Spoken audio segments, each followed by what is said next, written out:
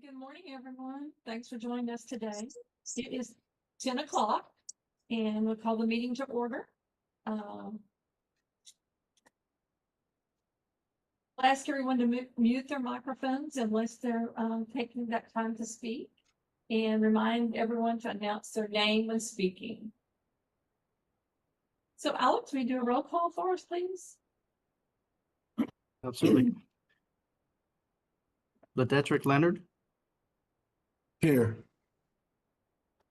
Ron Jemison, Here. Present. Natalie Inderman, Nayland Joy Holman, Here. Darren Peterson, Laura Valdez, Here. Aurora Farthen, Salvador Flores, Here. and Presiding Officer Mary Paschal Lindsay. Present. Okay, we have a quorum. Thank you very much. Now we'll move to item C for approval of the minutes from our last meeting, March 3rd. Any corrections to the minutes? Then we'll need a motion.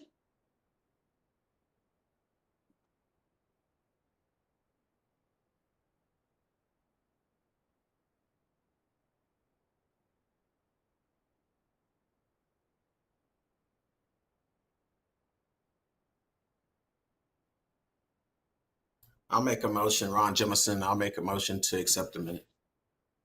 Thank you, Mr. Jameson. Laura Valdez, I'll second it.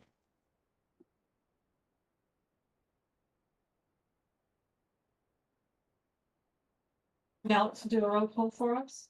Okay. Ledettrick Leonard,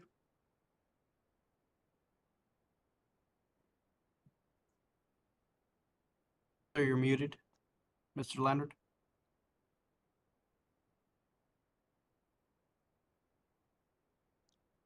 Can you hear me now? Yes. Yes. Ron Jemison, Yes. Natalie Joy Holman, Yes. or Nayland, I apologize. Laura Valdez, Yes. Salvador Flores, Yes, sir. and Mary Lindsay. Approved.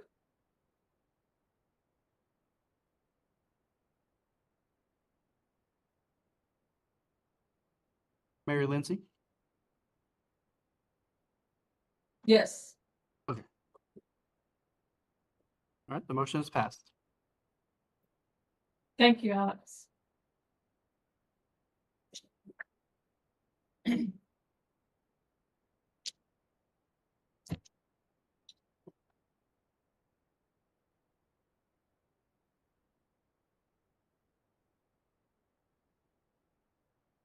To Alex, our public comment. The public comment was emailed. It was submitted through email form, Okay. and that was provided to the board for review. There is no Right. comment for the meeting itself. Okay. Thank you. You're welcome. So we can go right on to item E, to our staff reports. And licensing division would call Yvonne Lopez. Is that correct, Alex? That is correct. Yes, ma'am. Okay, thank you. Good morning, Madam Chair and advisory Good morning. advisory board members. Thank you for your attendance today. The licensing report is before you. As you'll see on the first page, we have the licensing statistics for the practitioners and the establishments. I'm sure it is no surprise that the population has gone up from FY24 to FY25. And we're not even through the entire fiscal year yet. These are just reflective of their populations through April 30th. So we expect to see the trend of increases in populations. The total emails received, we continue to experience a high volume of emails. This team receives about 500 to 600 emails a week. And we do have staff that alternate email day, Monday through Friday, and they're responding to emails during business hours. This will be inclusive of emails directly from the public and emails that are sent to us from customer service when the emails are outside their scope of expertise. Class A barber applications, we continue to see those numbers rise for the September 24 through December 24, there was a total of 479 Class A barbers that applied online. These do only include students who attended a school in Texas. Those are the only individuals that can apply online. And then January through April of 2025, we've had 631 Class A barbers apply online. And we are starting to see those numbers increase as well. So I'm hopeful that means that y'all are sharing the information that the Class A barber application is available online for the schools. For current projects, information regarding the new continuing education requirements for practitioner licenses that expire on or after September 1st of 25 was posted to the online renewal screen beginning June 1st of 2025. And then we did a lot of testing over the weekend, so I'm hopeful to start seeing some of those Class A barber practitioners who will be renewing in September 1st. Hopefully, we're starting to see some of those individuals complete their CE requirements. There was also some discussion last meeting about the Barber and Cosmetology Law and Rule books to help with some of the information, because we get a lot of questions about what book is the current book that y'all should have received. So we did post a new link online that went live, I believe, May 15th, somewhere around there. So that was a little before this report came out, or a little after this report came out. So there is now a new link under the law and rules section so that people can see what the current version of the book is. And we continue to research issues regarding receipt of the book by students and license holders. As we receive some updates, we'll provide that as more information is available. And that does conclude my report. Do you have any questions for me? Can you tell us what the current book is for license for the? Yes, ma'am. Yes, it is the 2023 version. We have posted a photograph of what that book looks like in that law and rules link so that everyone knows what to look for. We're hopeful that this will provide additional information, especially for the younger populations that may not know. You know, it's not a magazine. It does look like a magazine. So we wanted to make sure that that's out there for everyone's information. It's not a magazine. Don't throw it away. Make sure you hold on to it. And once these rules are approved and adopted by the commission, we will start our work on the revisions to the new book as well.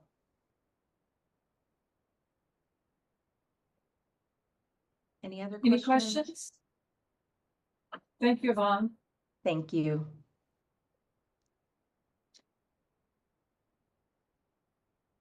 Okay. The next report, education examinations, and Simone Cortez. Morning, everyone. My name is Simone Cortez, and I'll be presenting today's Education Examination Division statistics. First, we're starting with our curriculum approvals. You can scroll down, please. Next, we have our continuing education statistics. Scroll down, please. Here we have our updated examination statistics.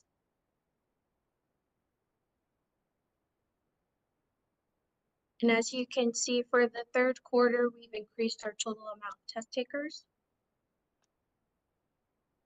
You can scroll down, please.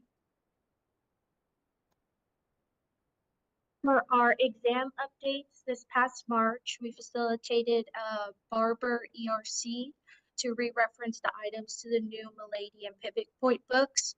At the ERC, they reviewed 402 existing items and lots of edits were made. We're planning on meeting again, Barbers and Cosmetology, next week actually, to review both exams. The Class A barber examination is set to be republished September 1 with those updates. You can go down, please. For general updates, all Shears programming updates have been concluded. We're working on continuing to offer more live sessions and help users through system functions. E&E has entered the final implementation of House Bill 1560, focusing on Class A barber continuing education. We're still working on finalizing these updates. We've also released the updated course application on our website. Additionally, we've also caught up on our emails. We brought our email queue down and we've processed a total of 6,000 emails dating back from September. This concludes my report. Do you guys have any questions for me? Ms. Cortez, can you hear me? Yes, sir. Yeah, first of all, thank you so much for the information. I'm so excited to know that we are starting to talk more about, the new exams coming up, the written exams and so on. But I'm still a concern, like I've been for the past times that we've met. When we look at the March, April, and May quarterly report, we go back to the same thing. We have 2,878 people failing the exam. We have dropped down to 48.94% instead of 51.20. So I'm still concerned that it is affecting a lot of our students or even our adults taking the exam. And I think my number one concern goes to both areas. For the private, definitely we don't know if it's going to affect them financially if we start seeing those numbers keep dropping. But what I'm concerned with also would be for the high schools. Many may not know this, but there's something called CCMR, College Career Military Readiness. So what happens if the student doesn't pass both exams, they don't get that point they need to be able to get that rating for that school. And that affects the school district. So we really need to start looking deep into this written part, figure out what we can do as a team to continue supporting our districts, our private schools, and making sure that nothing happens in the future. That's all my concern is. And I appreciate your help, ma'am. Thank you, Mr. Flores. We'll bring these concerns to our ERC next week and make sure our SMEs are reviewing our items thoroughly to see where our points of improvement could be on that exam. And Thank you, Ms. Cortez. I appreciate it. excuse me, Simone, if you don't mind, I'm going to jump in a little bit to share some updates and comments on your last comment, Mr. Flores. Thank you very much. Hi, everyone. Good morning. This is Steve Bruno, Deputy Executive Director for Licensing Services with TDLR. And along with the updates Simone has provided, specifically to your question, I know that Mr. Flores, you and others have brought up this question about the written pass rate and what we're doing. So first of all, I want to share that with E&E, we are planning on holding a summit later on this summer to talk about exam issues. And we want to focus on a few things that we've been hearing about lately. The first thing we want to focus on is looking at the written pass rate. As you've said, it's been a concern for many folks. And what we're working to do right now is break down our data. You may have heard me say this before. One of the most important things I've learned, and I know it's obvious to all of you, is that we're regulating three very different types of schools under our statute. We have high schools, we have community colleges, and we have private schools. And each of those operate and function very differently. And what the staff and I have been doing is looking at different ways that our programs might benefit those. That I don't have any specific examples, but For example, as we continue to move forward and progress, there may be a rules idea that someone has, and for example, that idea may only benefit the high schools for whatever reason, and that's going to be okay. There may be a rule that's only beneficial to community colleges or to private schools, and I want us to start thinking about ways to improve it for everyone, regardless of which type of school, and also recognize again that some things may benefit certain schools more than others. So we're going to be looking at the pass rate by school type, by high school, by community college, and by private to see what we can find out from that data and work to continue to make improvements in that where we can. The other thing we want to look at is you may have seen that we've posted a survey about exams and about the practical exam. It's on the login to the Shares page. We're continuing. You're going to see some reminders if you haven't completed that already. We're continuing to receive input from that.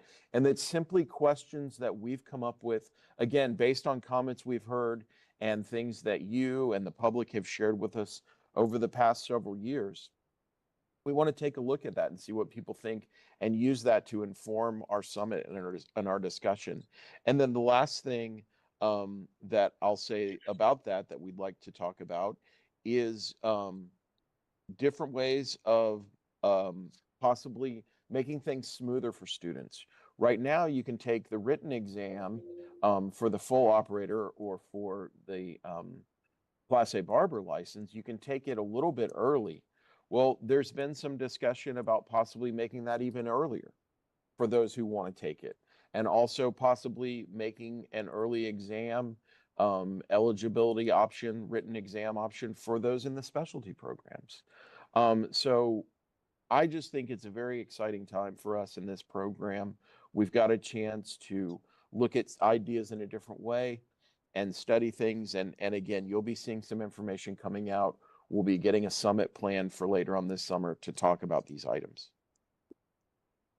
Steve, thank you so much. I really love that you're saying that, breaking it down to find out where the concerns are, and that's really good that you guys are doing that. And thank you, and Ms. Cortez, for everything you do.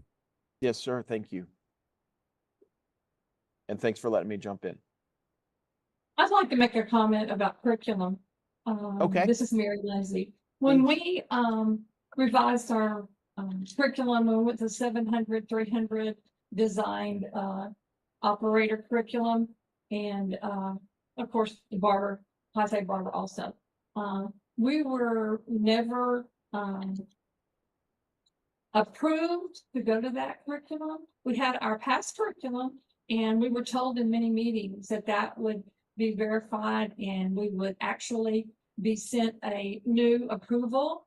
Our approval right now is still the old one, and we've never received that. And I know that E&E knows about that. And I don't know if we're supposed, my question is, do we need to apply? We're kind of just sitting here in limbo. And if we need to apply, we're ready. We want to do what we need to do to make sure that we are curriculum ready and we comply with TDLR. So whatever we need to do, we just need to know the answer to that and bring it to all the schools and let everyone know if we need to reapply with the new curriculum process, which is the new 700, 300. Okay. Never completed, I don't think. That was never sent to us as a community college. I know. I don't know if the other schools received theirs and what we should do.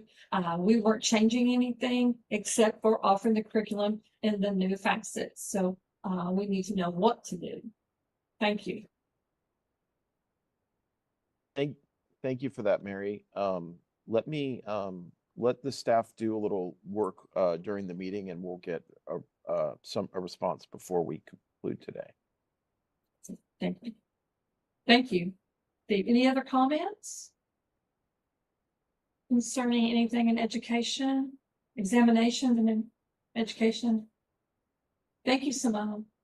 Thank you. And thanks for always being there to support us. We appreciate you.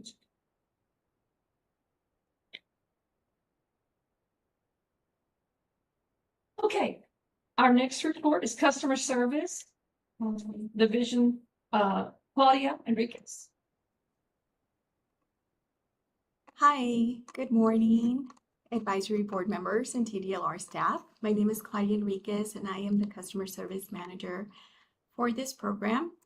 As you can see in our statistics report for fiscal year 2025, we have a total contacts of 12,586.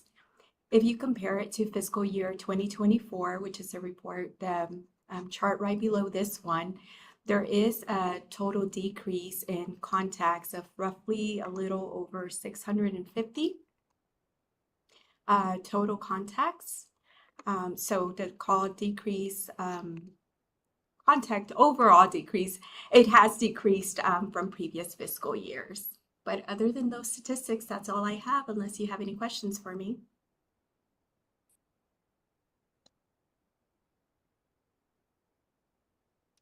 Maybe we have been getting better communication, right, through the summit and the different meetings we've been having. So Yeah, absolutely.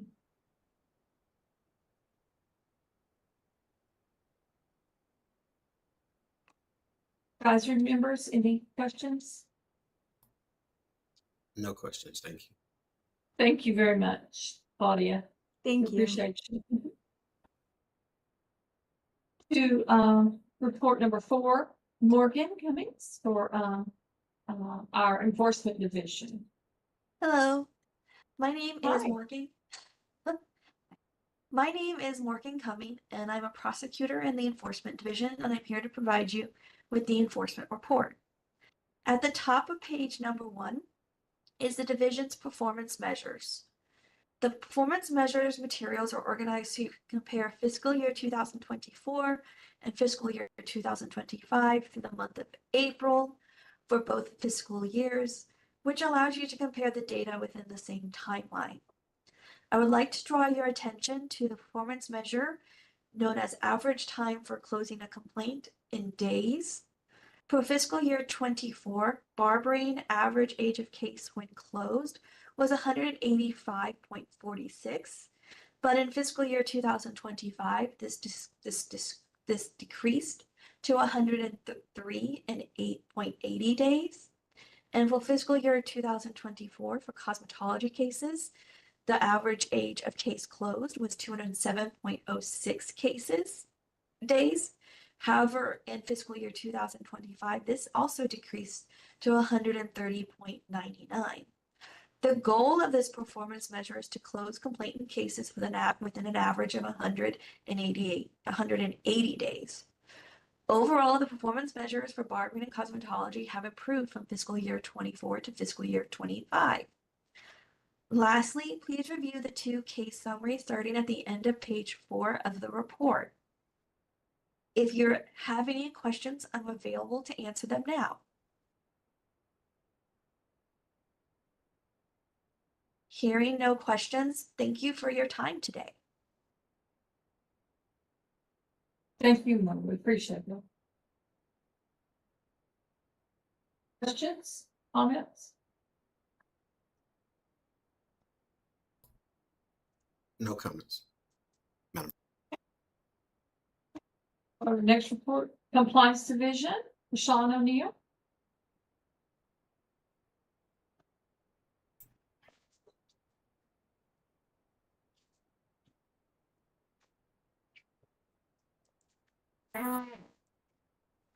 Good morning, Sean, Madam. Can you all hear me? yes. Okay, good. Good morning, Madam Chair and board members. I'm Sean O'Neill, the Barber Program Specialist for the Style and Wellness section of the Compliance Division. And I would like to point out some key items on our staff report since our last meeting. Angela Sanders and I, we continue to assist other divisions with questions that arise during inspections, investigations, and enforcement cases. Jerry Gonzalez, Angela, and I attended the International Congress of Aesthetic and Spa Show in Dallas, Texas.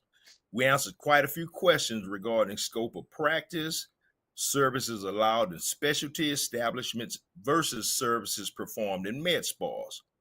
We answered questions from school owners and students who surprisingly had quite a few questions. We also answered questions pertaining to other programs that's regulated by TDLR. On July 13th through the 18th, Angela, Jerry, and I will have an informational booth at the TIVA conference in Corpus Christi, where we will be available to answer questions, or if you want to stop by just to say hello, please do so. If you have any upcoming conferences, meeting, or professional association gatherings that you would like for us to attend, please contact Angela, Sanders, or myself.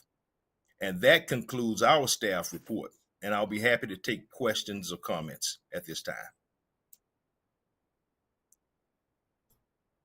Any questions for Sean?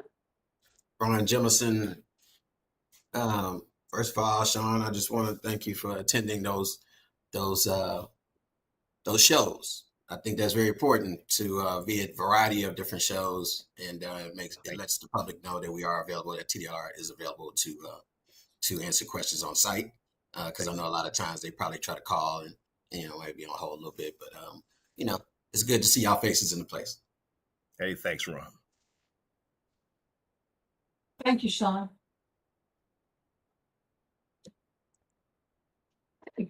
We can move right along to field inspections. That's item 6.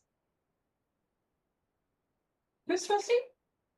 Yes, good morning, Madam Chair, board members. My name is Chris Rusty. I'm the Director of the Field Inspections Division. I'll be giving the staff report today. As you can see, you have the statistics for fiscal year 25 compared to the same time period for fiscal year 24. You'll see that we've done a little over 1,000 more inspections this year in the Barbering and Cosmetology program businesses. Scrolling down.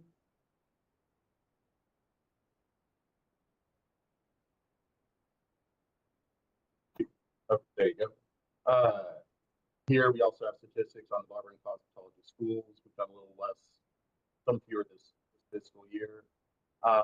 Then below that, we have some statistics relating to our direct-to-enforcement violations that we send to the enforcement. As you'll see with these direct-to-enforcement violations, the top 3 relate to unlicensed activity, and then the metal, manicure, and pedicure implements being properly cleaned and sanitized, and then also relating to foot spa cleaning as well. And then just overall for the program, the top 3 violation types in 2025 relate to displaying the sign relating to human trafficking, then also relating to chemicals being stored in the restroom, and each establishment keeping products proper label requirements, basically. And then this last little statistic, this relates to something I started last fiscal year. So whenever our inspectors are out there doing an inspection, they can indicate on their electronic inspection system how many violations they corrected on site. So this is implementing customer service and actually walking these different licensees through the violations. And if they're able to get them to correct those violations on site, they're able to now mark that down, and we keep track of that as well. And then lastly, Delinda Jew, she's one of our liaisons. She'll be retiring at the end of the fiscal year after a 17-year career with TDLR. I'm available for any questions if y'all have them. Thank you, Chris. Your Salvador. Chris. Yeah, Yes. Chris, just really quick, a comment. Definitely, I just want to say a comment about Ms. Jew. I've worked with her so many years, even when I was at school, and incredible individual. I hate to see her go, but just like all of us, we have to retire someday in our lifetime. But we really appreciate her hard work and everything she's done for the state. Yes, sir. Thank you very much. She will be sorely missed. She had a long career in the cosmetology industry before this with the educational programs, and she's given us a lot of good years. So we're a little bittersweet on her farewell, but we are happy. Thank you. Any questions for Chris?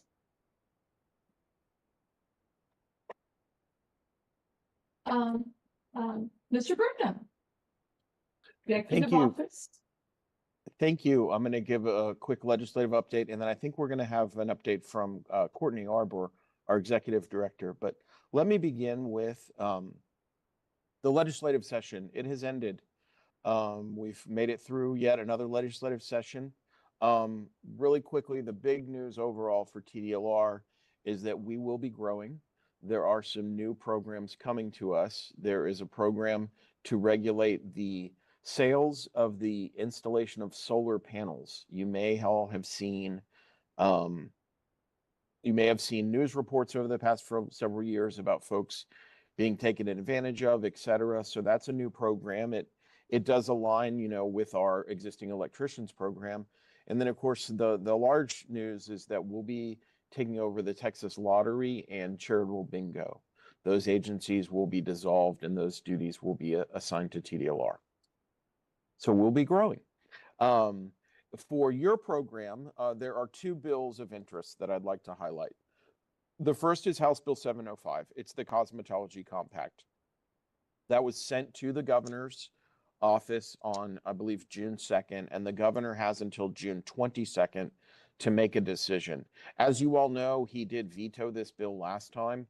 I do not know what he's thinking or what the action may be that he's taking, but we all do know the timeline. So I would just say to keep an eye on your calendars, and we should know by June 22nd. If that bill does become law, of course, we will begin working with you to begin rulemaking and any other necessary actions to put that in place. The other bill I want to talk about is, pardon me, my hands hit the wrong button there, is House Bill 1778. That bill did pass, and it imposes some new requirements for continuing education for barbers and cosmetologists, for anyone regulated under our program under Chapter 1603. And I'd like to first say that we will begin some rulemaking process. So of course you'll be involved in that. And I just want to read to you exactly what the new law requires. It says that the commission, which is the Commission of Licensing and Regulation, shall adopt rules requiring a license holder to complete continuing education on identifying and assisting victims of human trafficking. As you all are aware, I believe human trafficking has become an incredible concern in our state, in our community, and with some of the programs that we regulate. It's a place where you all as licensees and us as an agency can be involved to help stop that. So you'll be, of course, being involved, as I said, as we move through that in the rulemaking process, moving forward. Those are the big legislative updates announcements. Thank you, Steve. Yes, ma'am. Any comments, questions? On the board?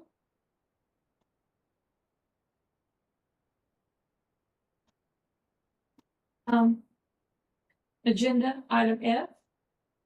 Discuss the possible recommendation on the proposed rule, existing rules.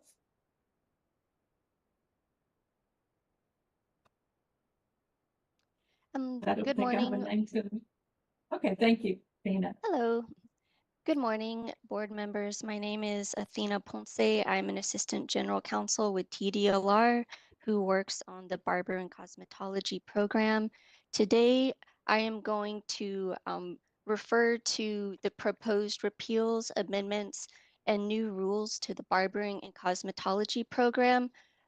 Those rules are located in Title 16 of Texas Administrative Code, Chapters 82 and 83.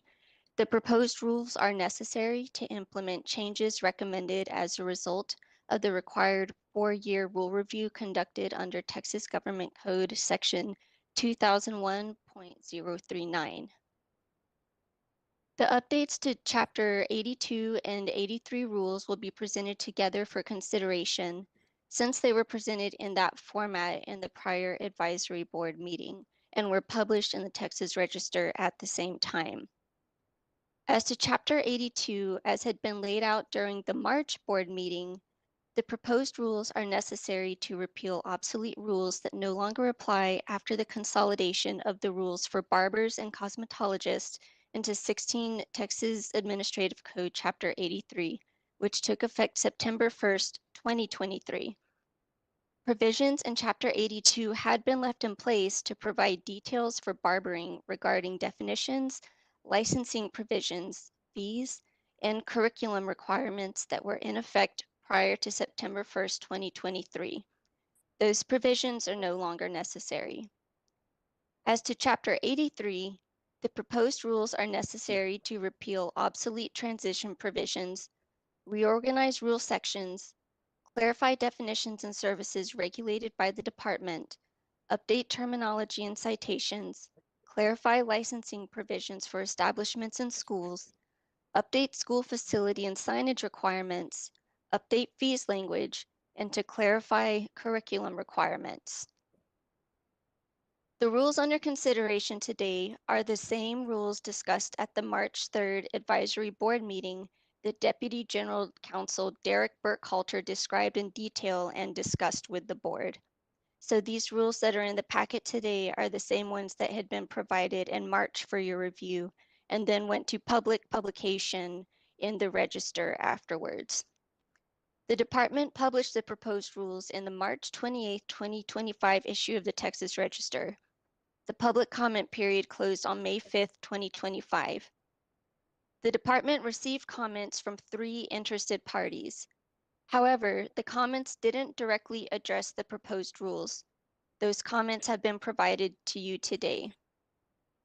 2 comments concern licensing and customer service, and those commenters received outreach from the agency to address their questions.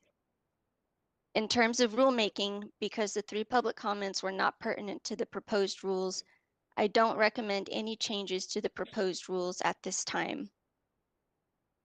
The department advises the board to vote to make a recommendation to the commission to adopt the rules as published. Please let me know if you have any questions. Ron Jemison. How you doing today? I'm good, thank you. Great, great. My question would be, I know that public comments, the date is open for public to comment. And if I'm hearing correctly, we received 3 comments, correct? That is On those rules? correct. Okay. Oh, okay. I guess my question would be, do we think we're giving the public adequate enough time? And also, do we think that our methods of announcing the information is beneficial for the public? In terms of the time, the rules that are allotted for public comments, and in answering this question, I hope that I was clear previously. These proposed rules were published to the public on March 28th, and the public had 30 days to respond to those comments. And the method for response is published along in the Texas Register with our publication with an email link. And that is what the 3 commenters used at that time to submit their comments. And when the board meeting was posted to the public, people again had another opportunity to say, hey, I want to speak during the board meeting today, but it appears nobody chose to do so. So Yeah. there may be sort of 2 formats of public comments that we're talking about today. Right. Understood. Understood. Yeah. I'm thinking of just the society as a whole and trying to figure out, I know we do Facebook. I think we do social media as well, if I'm not mistaken. I know this has been a discussion for some years of how to make sure that that our licensees are getting the information in enough time to comment and let their voices be heard. I don't know what we could do differently. I know that we've been trying to do some things with adding social media as well. I don't know. It's just a thought. I'm thinking out loud as I'm talking to you, and I apologize for that. But I just know that a lot of times I do hear people say that they didn't even look at the email, and it sucks a little bit to know this is our industry and how passionate a lot of people are about the industry. But a lot of times I feel like people react after the fact, after the changes happen. And I know that TDLR does a great job with doing the summits as well. And those are great times where people can come together and speak as well. but it just seems that we would have received more comments than 3 for something like that. But hey, that's what we got, and I know y'all did y'all job to put it out there. Maybe us as board members need to share more as well to see if we can make sure that people are aware of what's going on. In terms of the 3 public comments that were submitted for the rules under consideration today, there is also a possibility, and of course, I cannot speak for the public, but there is a possibility that part of the reason there was not a great number of comments is that many of the rule changes that are occurring today is a continuation of the changes that have been occurring over the past several months in relation to the consolidations. So Right. this is a time when things are sort of finally getting to the end of that transition and cleanup phase. And that may have simply had or just created less impetus for people to respond. Very correct. That's probably very correct. Thank you for that. Thank you for that You're clarification. welcome.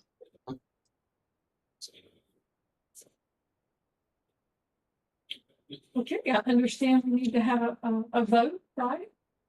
Yes, About that is the correct. approval of rules. Excuse me, I have a Yes, question really Salvador? quick. Yes, Yeah, sir. so I don't know if this is proper at this point in time, but I think we were talking about this just a minute ago.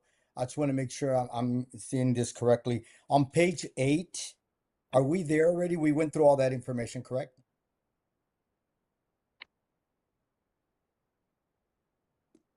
Are you talking about the board packet and the rules that are The there? proposed, yeah, chapter 8 proposal rules.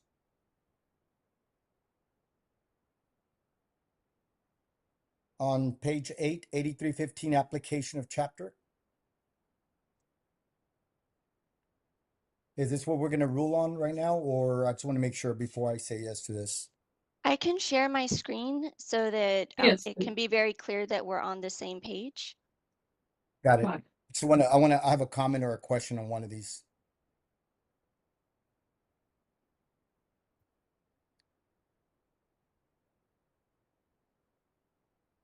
Yeah. There we go. So I'm going to scroll it up to the top of the chapter 82 beginning, since we're considering chapter 82 and 83 together. And you can let me know what you would like me to focus on. Yeah, page 8 on 8315 application of chapter number 3 So that's the under next the B. group.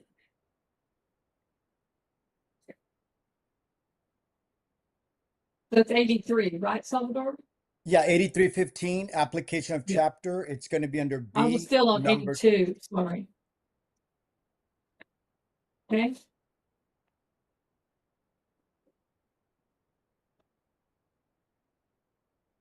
Okay. Are you talking Right. about this? Okay. Yes, ma'am. A quick question before, are we going to vote on this right now? Is this part of the voting? Yes, if the Oh, agenda items, the 2 that are up to date, this would be part of what's considered. okay. So I guess my only question is, or I just want to make sure I'm clear on this. On number 3 says that we are to shampoo, dry, or blow dry clients' hair in preparation for a natural hair braid. So as we know, or make sure I get that cleared on my mind, um, people can actually do a braid without a license. So are they going to be allowed to blow dry their hair prior to that?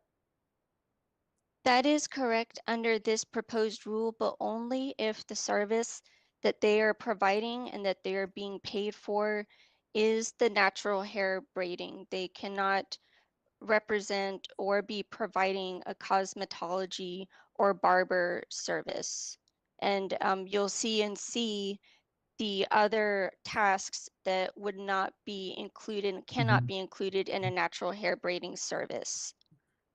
Okay, so that was my concern only because of the blow drying.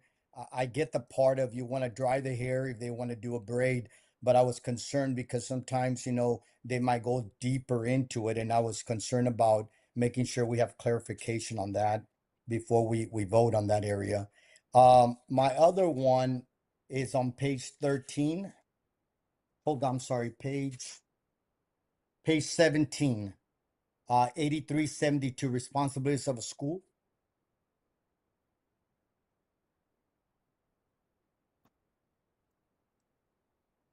Okay, You see the letter C? yes, Each school must ensure that, and I think we're taking off notify the department. correct. So are we saying here that if there's a change on the floor pan, you don't have to notify the department anymore? You just have to make sure you know the rule? You must follow the rules since it says must ensure that. And if Mhm. there is a violation or an issue, that is something that would come up during an inspection. But the notify the department of is being removed because those sorts of notification tended to be set aside. And so this is to make things more efficient so that this sort of violation or requirement would be addressed through inspections. Mhm. So that means that if there is something wrong, they're probably going to get a fine, right? I would say if inspections determines that it's not in compliance, it is something that would be looked at further. Okay. That just kind of gives me a little concern only because a lot of people might not understand the rules. And I get it, they're on paper, but some people don't really read it correctly and they might make a mistake and get a fine for something that if they had notified the department, maybe they would have said, no, you can't do that. You know, we're just making sure you understand the rule. But it's just my Mhm. concern.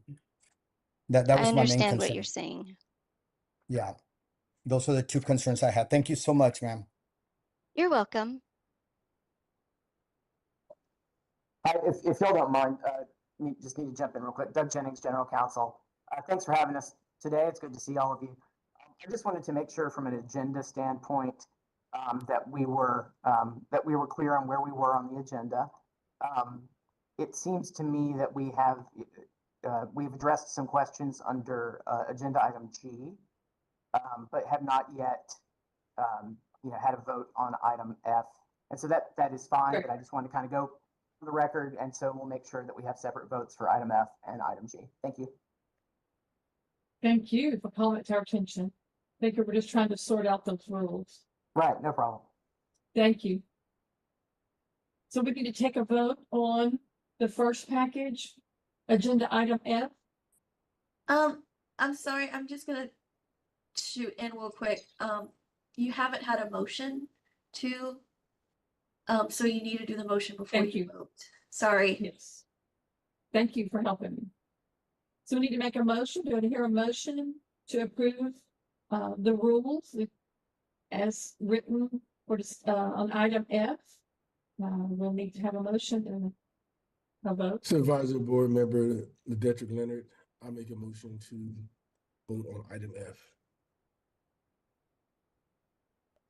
Nayland Holman, I second.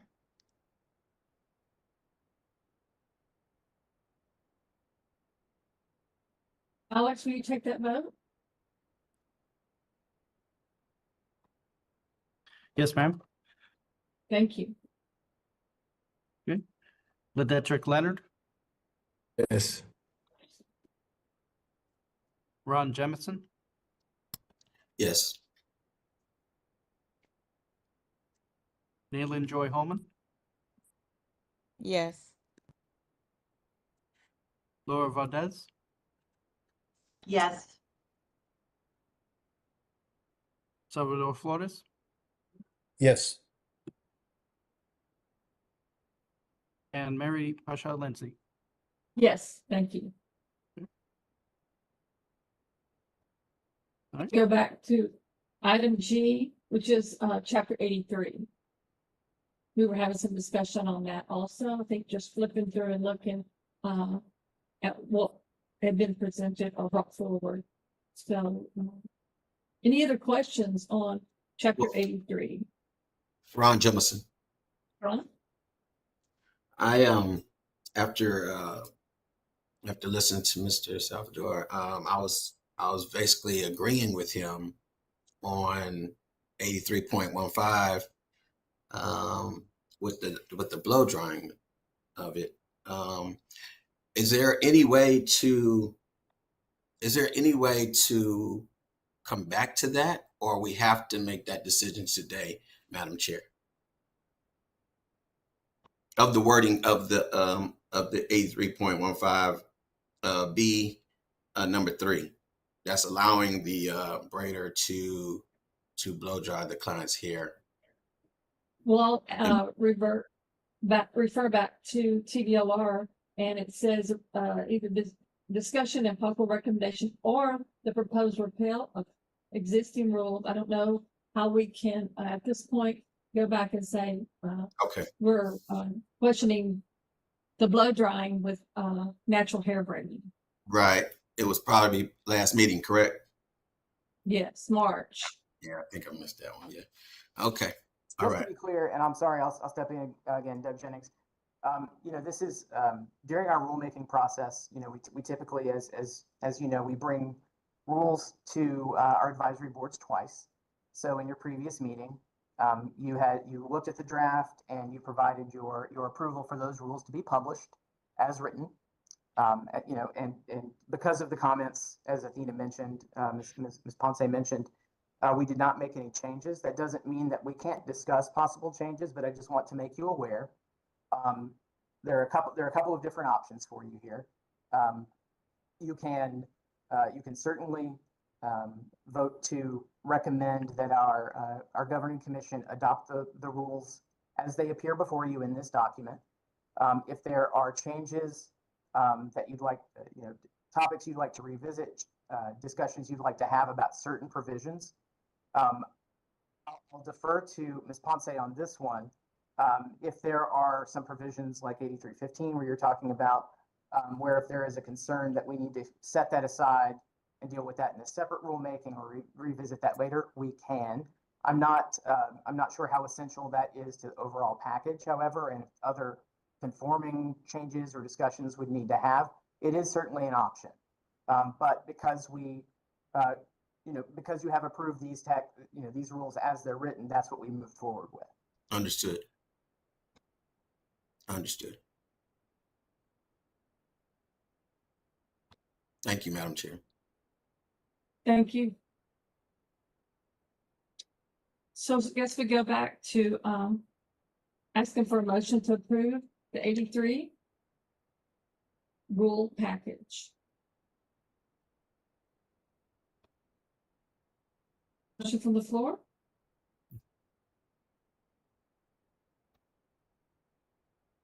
Well, I can make the motion. I'll make a motion. Thank you, Ron Ron. Johnson, make a motion, yes.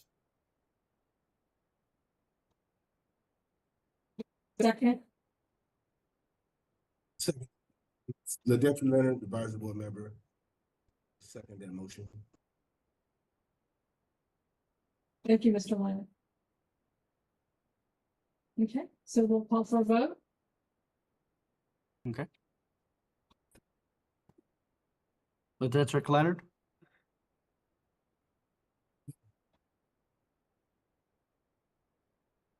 I vote yes. Hesitancy, but I vote yes. and it looks like your camera went off, Mr. Leonard. Okay, there we go. Thank you. Mr. Jamison, I'm gonna vote no. Ms. Holman, Yes. Ms. Valdez, I'll vote yes. Mr. Flores, No. and Ms. Lindsay. No, Okay. For item G, chapter 83, I have 3 for and 3 against.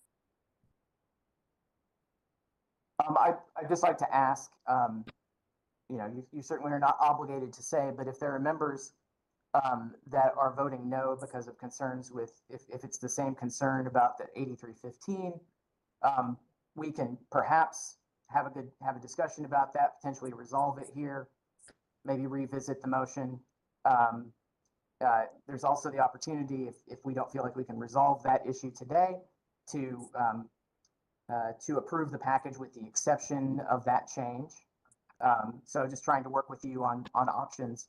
Certainly sounds to me like there's a discussion worth having about 8315 if anyone, and that would certainly be germane to this part of the agenda if y'all would like to cover that. Ron Jemison, Yeah, Advisory Doug. Board.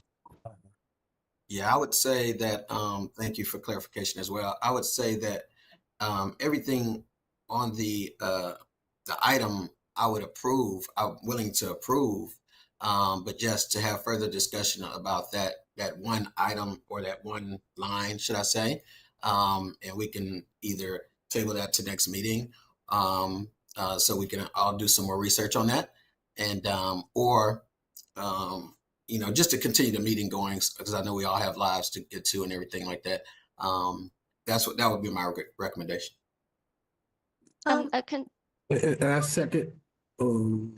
Sorry, this is Morgan Cumming, prosecutor with enforcement.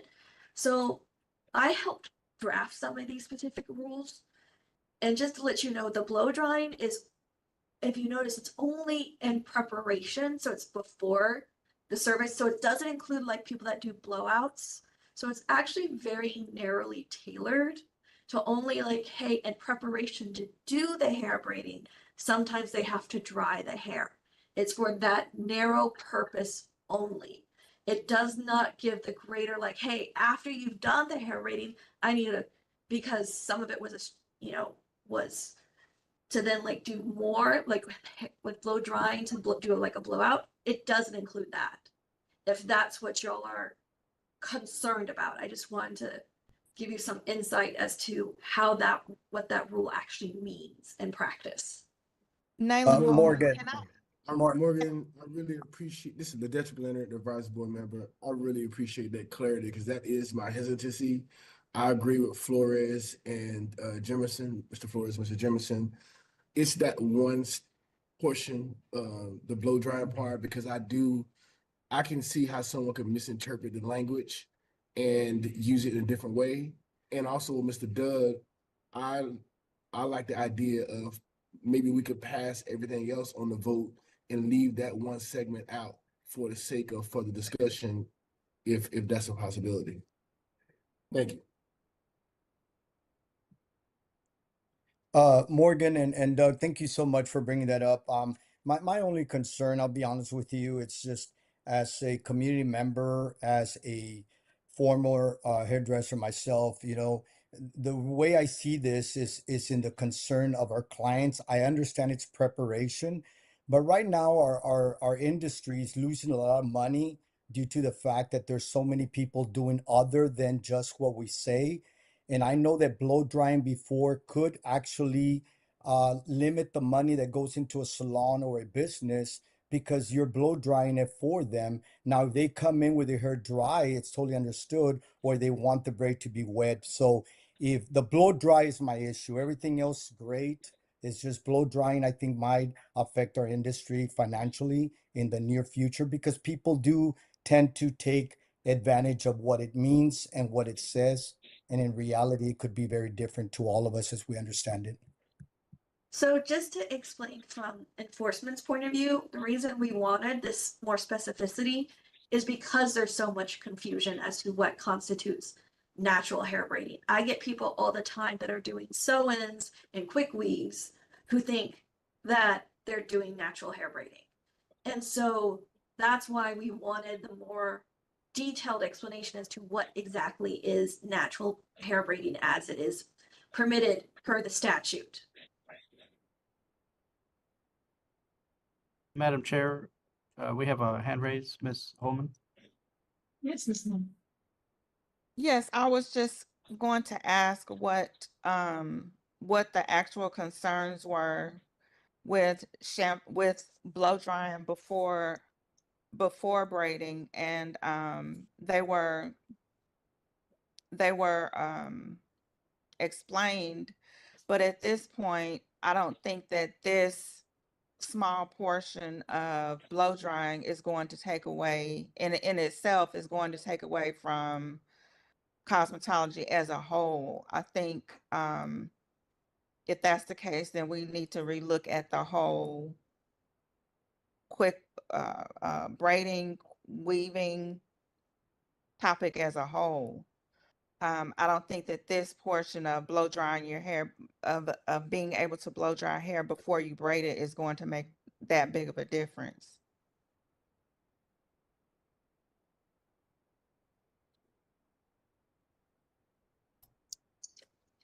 Understood. Understood.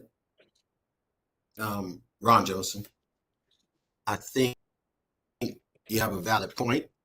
And I think when you stated about revisiting as a whole, that is probably the main concern, probably one of the biggest things there. And, you know, the state, we've all gone through this for many, many years ago. And as the decades and as the new trends and as the world keeps moving, we're seeing all kind of things, as you know. And I think that protecting the integrity of a licensed individual is kind of where we are right now with this.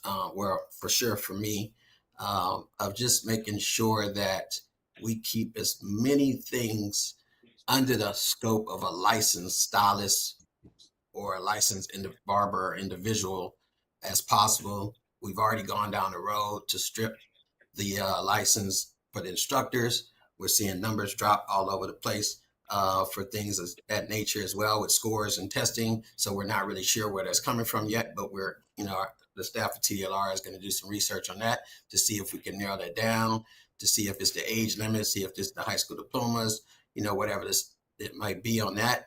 But I think that protecting our industry and the safety of the consumer is definitely our main concern. Blow drying, we know that people have blow dryers in the hotels. They pick up a blow dryer and blow dry their hair after they shampoo every day. Understood. I think it's just little small lingo that's put into certain things. It's already deregulated. It's already not regulated. It just allows more, to me, it allows people to look at that gray area. And I hear people all the time state that they don't need license for certain things.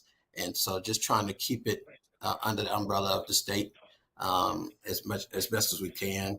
And to keep it with the integrity of keeping our public safe.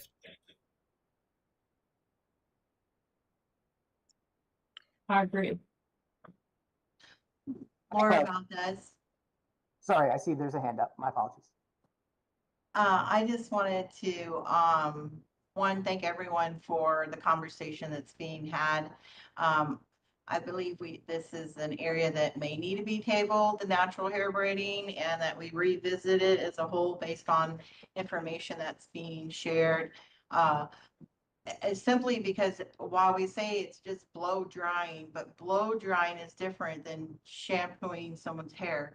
There are risks that are involved with blow drying someone else's hair. It's different when you're blow drying your own hair, but when you're blow drying someone else's hair, you can create a burn. I mean, there are a lot of things that we train in blow drying. So why in this instance would we say it's okay? That you can work on someone else's head blow drying when our license tells us otherwise for all other services. So I think it's something definitely worth visiting. If people are going to be doing natural hair braiding, maybe that person needs to come with their hair already washed and dried before getting that service, because it is important to keep as many things under our license that involve the public safety. And now that we're talking about it, you can see that this could be an issue. If I could just jump in real quick, this is Angela Sanders, Cosmetology Program Specialist. While I do understand your concerns, this rule was crafted the way it was to ensure the safety of the client as well. If that hair before braiding service, if that hair is not properly and thoroughly dried, and there is a braid service performed, that could lead to scalp conditions, mold, mildew, So that's why it is so important that if someone is going to be doing a braiding service, for the safety of the client, it is imperative that that hair is blown dry completely. Of course, you know, you could sit them under a hood dryer. However, we know that would take forever, you know, with some of the textures of the hair. And even still, it's not guaranteed to get the hair 100% dry. So that is why that caveat was added in that rule, for that reason, to ensure client safety. I understand, Ms. Sanders and Ron Jemison. I think what we're saying is just that it'll be done by a licensed professional. Because And that person, those safety measures that you're speaking is exactly, it's like, it is a safety to the public. So that's why maybe this needs to be tabled and discussed even further. Because yes, all of those things that you're mentioning and the things that these gentlemen are mentioning about the blow drying, they're all valid points. So should any of these be being done by someone who's not licensed? So, Mr. Jennings, you said we can possibly, or Ponce, or whoever wants to answer this, we can approve this, but we can take out the 83.15 and rescind that and do some, and go to discussion or go to a committee. How could we handle that? Sorry, I was on mute. I think there may be some room for us to still resolve this. My question, and Ms. Ponce and I were actually chatting in the background. We were wondering, Athena, would you mind going to the text of 8315, please?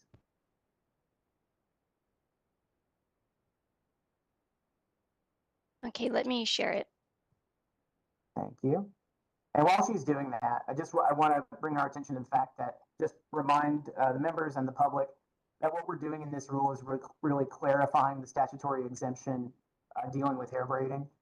So under Chapter 1603 of the Occupations Code, it's section 1603.0013, and that is subsection 7, says that the chapter does not apply to a person who performs only natural hair braiding, including braiding a person's hair, trimming hair extensions only as applicable to the braiding process, and attaching commercial hair by braiding and without the use of chemicals or adhesive.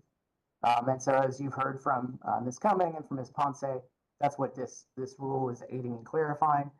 And my question for the board members is, when we look at B3, which seems to be the contentious part, would simply having it read shampooing or drying a client's hair in preparation for natural hair braiding, would that resolve the concerns? We can address blow drying later, or is it simply all of the above? That it's shampooing, drying, or blow drying, that all three are of concern here. I would say This is Mary. Nayland. I would say Okay, go all ahead. three. Sorry, this is Nayland Holman. I would say all three because for myself, I mean, even before blow drying, to me, shampooing is just as important of an issue. but that's legal, I think, already, right? You can shampoo without a license right now. Am I correct? Mm-hmm. Right. Right. So that'll be changing a whole bunch of things, right? And I think that's where the state is probably looking at us at, is that we have certain things that are already in play already. That'll be like revisiting the whole part. And I understand exactly where you are. I'm a cosmetology and barber school owner and licensed individual as well. So I do understand your point, everybody's point. And I think that if we remove blow drying out of that line and just have shampooing and drying, is that just more broad, or is that just, because I understand drying the hair, I do. Because if you're going to shampoo it, we got to dry it, right? So I understand where we are, and I understand what TDLR was stating as well. The staff as well was saying that we added that to be more specific on what you can do and what you cannot do as far as with the with that line. So it's a tough discussion. And I do apologize because I was not at the last meeting. I do apologize for that because I think that's when a lot of this could have been talked about at that point. And so I think to move forward, it sounds like that the staff is wanting to go ahead and close this up because we're already in motion to move to get this approved.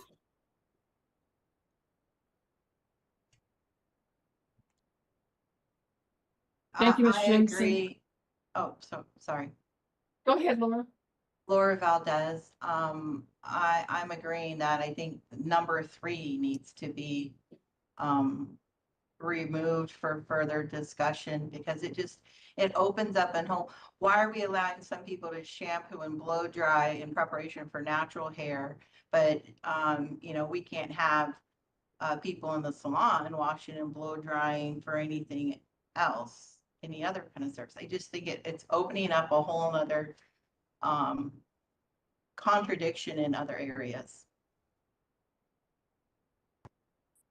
Well, I think, and this is just based on what I'm hearing. I don't know if this represents the majority of you. Just want to make sure you're just aware of your options. A potential way to resolve this, once again, we could just say, look, 8315, we need to revisit the whole thing later. But it sounds to me, if there's a narrower solution where we simply, where we revise, where, you approve a version, for example, that says B1, the language stays the same, except it says and number 2, forming dreadlocks by hand, kind of period there. We can always, and removing that subsection 3 about shampooing, drying, we can always talk about, making that change or kind of getting the wording more precise in a later rulemaking. But I think that may be a way that we can get the majority of this package approved and taken care of so we can focus on some narrower issues in the future. I would be willing to make a motion to pass with the changes of 8315 B2, taking the word and out at the end, and then eliminating number 3. Okay. That appears to be a motion. Okay, there's a motion. Vote forward. Mr. Jameson, Mr. Salvador. I'll second it. Okay. We'll call for a vote. We have a motion and a second. So we're removing and we're removing 3, shampooing, drying a client's hair, blow drying. Okay, this is just maybe parliamentary procedure. We had a prior vote that was 3-4. Okay. So we need to do something about that prior vote before going on to the amended new version. I don't know. Okay. I'm just putting out that needs to be done. Sorry.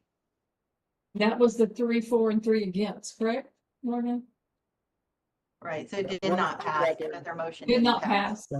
Okay, so Yes, I that is correct. thought it did pass. Sorry, I was my mistake. It did not pass. Okay, so Ms. Valdez has brought this motion forward. It was second, and to remove in 83.15 to remove and then the line number 3. Correct, Ms. Valdez? And it's been that is correct. motions. 8315 B2 remove and 8315 B number 3 remove the entire line. Have a second, correct? Yes, I did second it. Yep, we did, Mr. James. Okay, Alex will call a vote for Okay. this one. And Madam Chair, that was a second for Mr. Jemison. Is that correct? Yes, Mr. Jameson. Okay. Okay.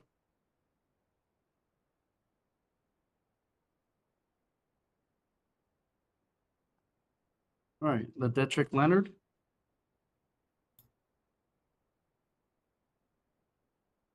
Yes.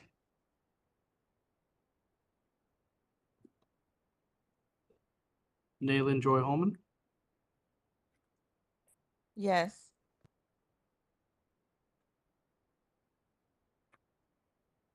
Ron Jemison, Yes. Laura Valdez, Yes. Salvador Flores, Yes. and Presiding Officer Mary Paschal Lindsay. Yes. Okay. The motion passes, ma'am. Thank you. So those rules are passed out, excluding the age 15B. Okay, any other comments from our council? Anything else? Nothing from me at this time. Thank you. Okay. Mr. Jennings, anything else for us? No, thank you. Go to item H, recommendation for agenda items for next advisory meeting. Any recommendations from the board?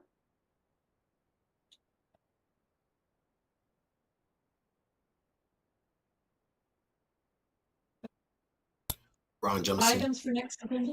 Ron Mr. Jemison, I'm sorry. I'm not sure if we're allowed to discuss that any further or not, but I was going to say discussion of that 83.15 Yeah. for next week. But I'm a little hazy on my when I was a chairman, my rules. Yeah, A little hazy I got now, you. so I have to get some clarification on that. But if that is possible, then we can put that on the agenda for next time.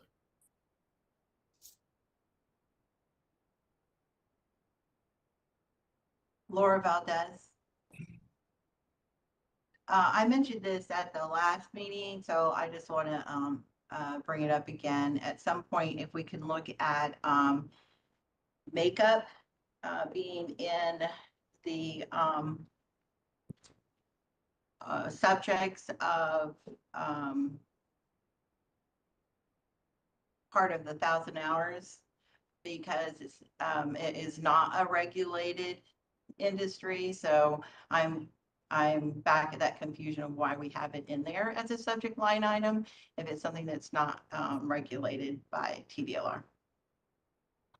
Sounds good.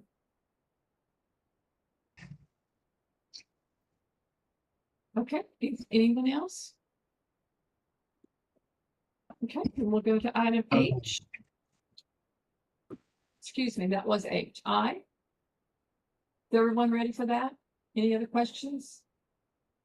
Comments, Alex? Just as before the once a meeting has been determined, we'll poll the board for dates to hold for the next meeting. So that is really item I then. J. Excuse me. Well, that was I. Discussion of date and time and location. Then we'll poll the committee. Is that what Alex is saying? I think. So we're ready Yes, for ma'am. adjournment. So That was item I. I apologize. Yes. So, so we'll ask for adjournment. Thanks for everyone that attended, and thanks for your conversation. And we'll look into maybe some kind of committee to look at some of the items that we've discussed today, especially the makeup and the curriculum, and then some of the other items of that 83.15. Anything else, Alex? No, ma'am. If we're adjourned, I have 11:18 that you adjourned. Is that correct? Okay, we'll adjourn at 11:19. Thank you all, and thanks for your conversation today. Appreciate your Thanks, support. everyone. Thank you. Thank you.